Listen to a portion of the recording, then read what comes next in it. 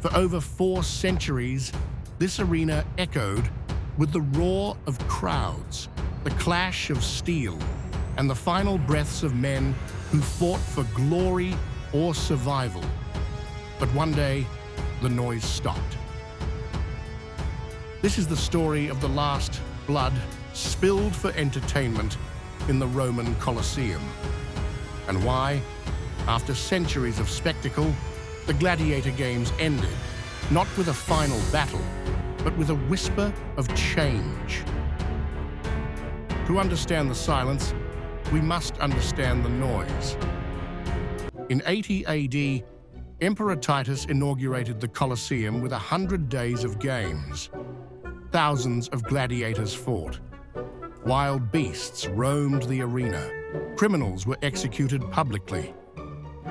It was theater, it was ritual, and it was Roman.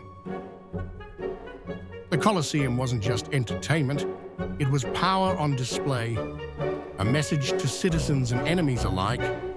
Rome controlled life and death, and it made death a spectacle. But behind the glory was a machinery of cruelty. Gladiators, many slaves, prisoners of war, or condemned criminals, were trained like athletes, but treated as disposable. Yet for centuries the crowds came, and the emperors obliged, because blood kept the people distracted, and silence was dangerous. By the 3rd century, something shifted. Rome was changing. The empire was bloated. The economy strained. The legions were spread thin. And the once thunderous games began to echo. Fewer emperors prioritized the costly spectacles. The quality of fights declined. Exotic beasts grew rarer. The novelty faded. Gladiator schools struggled to replenish fighters. But more importantly, Rome was no longer alone in shaping public thought. Enter a new force, one that didn't wear armor, one that didn't cheer for blood. Christianity, what began as a persecuted fringe movement, began to spread across the empire like wildfire. And its message was clear: life was sacred. Violence for sport was barbarism. Christians didn't just avoid the games, they condemned them. And as their numbers grew, so did their influence. By the time Constantine legalized Christianity in 313 AD, whispers had turned into resistance. And by the end of the century, those whispers reached the ears of emperors. One day, a single man walked into the center of the Colosseum, not as a gladiator, but as a protester. His name was Telemachus, a Christian monk. According to the account by historian Theodoret, in the late 4th century, possibly around 404 AD, Telemachus traveled to Rome and entered the Colosseum during a gladiator match. He jumped between the fighters and shouted, "In the name of Christ, stop this!" The crowd was stunned, then enraged. Stones were thrown, and there in the center of the world's most famous arena, Telemachus was killed. But his death was not in vain. Word of the monk's sacrifice reached the emperor. Honorius, ruler of the Western Roman Empire, was not known for strength, but the death of Telemachus moved him. Combined with growing Christian pressure, economic decline, and changing tastes,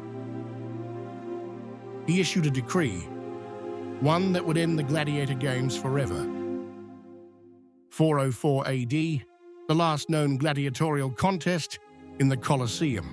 After nearly 5 centuries, the arena went quiet. The blood stopped flowing, the sand remained unstained. The fall of the games wasn't due to one reason. It was a storm of change. The economy could no longer sustain the lavish cost of imported animals and trained gladiators.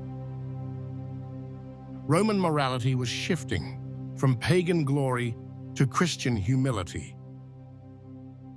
The public no longer hungered for death. They had seen enough of it, in plagues, in wars, in the crumbling of an empire. The Colosseum didn't collapse.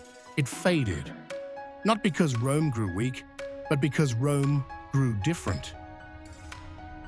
Today, the Colosseum stands not as a monument to violence, but to transformation.